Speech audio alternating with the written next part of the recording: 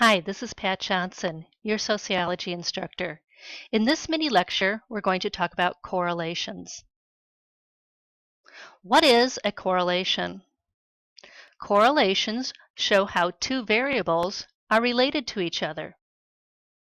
Correlations help us make predictions and describe relationships between two variables.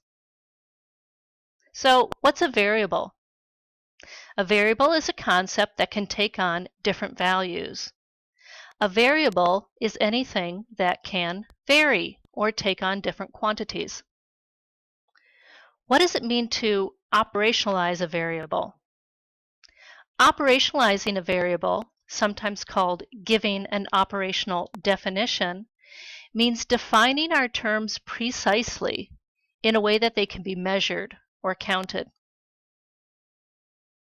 So let's look at some examples of operational definitions of variables, and then we'll look at correlations. Height can be measured in inches. Weight can be measured in pounds. Pinching could be defined as any occurrence of making contact with another person's skin with fingers shaped like a forceps. Kicking is defined as any occurrence of making contact with any part of another person's body using a foot from a distance of 6 inches or more.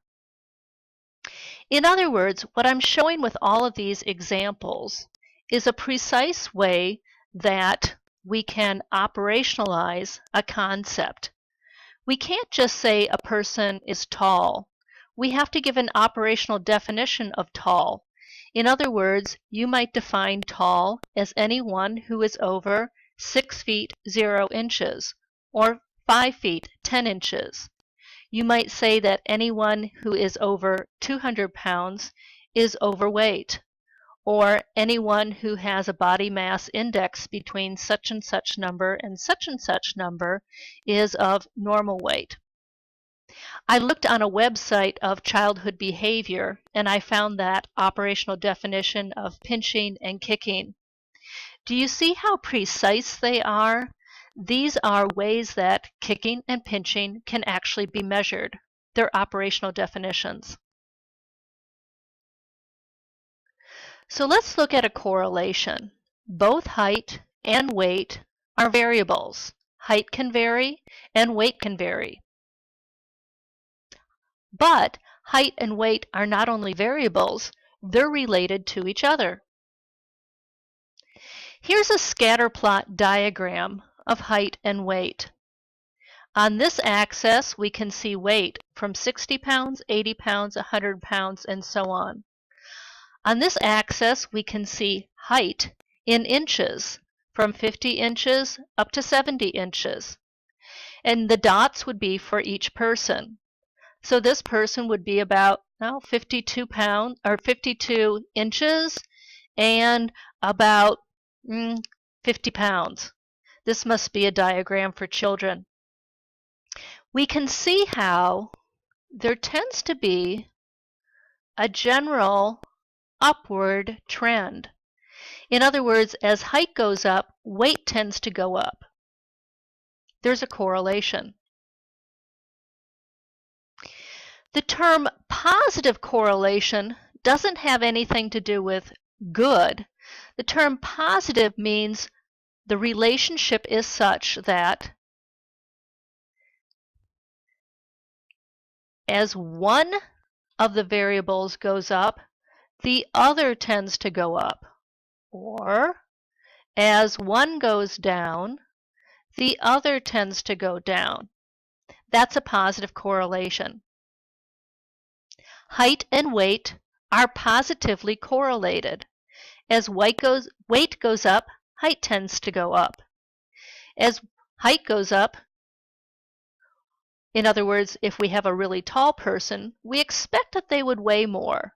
We don't know precisely how much, and there could certainly be some exceptions to that rule, but in general, they have a positive correlation. Education and pay have a positive correlation. In general, the more education you have, the more pay you have. I doubt that any of my students are in this class hoping that someday they'll get paid less. Now, there's certainly a lot of exceptions to the positive correlation between education and pay. I know a lot of people who have a lot less education than I do and are paid a lot more. But in general, these two variables do tend to have a positive correlation. A negative correlation, on the other hand, means that as one variable goes down, the other tends to go up. In other words, they have an inverse relationship. Some examples of negative correlations are absences and grades. As absences go up, I find that grades tend to go down for my students. Stress and health. When I am under an extreme amount of stress, my health tends to go down. Again, this doesn't mean bad, it just means there's an inverse relationship. We have the relationship that you see up here. Whereas one of the variables goes up, the other tends to go down. It's called a negative correlation. So again, we can see that height and weight have a positive correlation, where as one goes up, the other goes up. Absences and exam scores have a negative correlation. And from this diagram, you can see that when students have very few absences, they tend to have higher test grades, where when the absences go out, the test grades tend to go way down. And we see it moving in a downward direction. That's a negative correlation. As exam scores go up, absences tend to go down. Here are some maps of data of the world. This is a map of economic development. If we look at the key down here, we can see that green means it's a high-income country, light green means it's a middle-income country, and this orangish color means that it's a low-income country. Here's a map of child labor. In the countries where there is dark orange, there tends to be high child labor.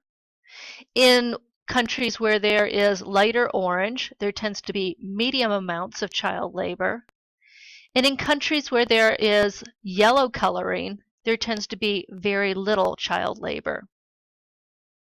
In this map, we're looking at women's childbearing. In countries where there is the shading of orange, it means there's a lot of births per woman, and the key here says 6 or more. And as the coloring of the orange goes lighter, we can see the number of births per woman goes down. And where it's blue, we can see the number of children per woman on average is the least. Now, why did I show you those three maps? I showed you those three maps because we can compare those maps to each other. If we compare the map on economic development and the map on women's childbearing, we can see that as economic development goes up, women's childbearing tends to go down. Look here. Where it's green, there's high economic development. Where there's blue, there's low childbearing. So as economic development is going up, childbearing is going down. And the inverse is true too. Where economic development is low, childbearing tends to be high. Economic development going down, childbearing going up. And again, we call this a negative correlation. So, as economic development goes up, women's childbearing goes down, and this is a negative correlation. Let's look at these two maps, and I want you to try this one on your own. This is a map of child labor. We've seen this one already. But now we're going to compare it to women's childbearing. We have a different correlation. As child labor goes up, what happens to childbearing? Is this a positive correlation or is this a negative correlation? Take a close look. As child labor goes up, women's childbearing also goes up. And this is called a positive correlation. They're moving in the same direction. Here we're looking at the economic development map again and the child labor map. Try to find the correlation between these two. Pause the video if you need to. As economic development goes up, child labor goes down. This is an example of a negative correlation. They're moving in opposite directions. Now, there's something really important to remember about correlations. Correlation does not mean causation. That's actually a phrase that you should memorize because it's that important. What that means is just because two variables are correlated doesn't mean we can say one variable caused the other. For example, we know that depression and self-esteem are correlated, but we cannot say what causes what. There are some different possibilities. Could it be that depression causes low self-esteem?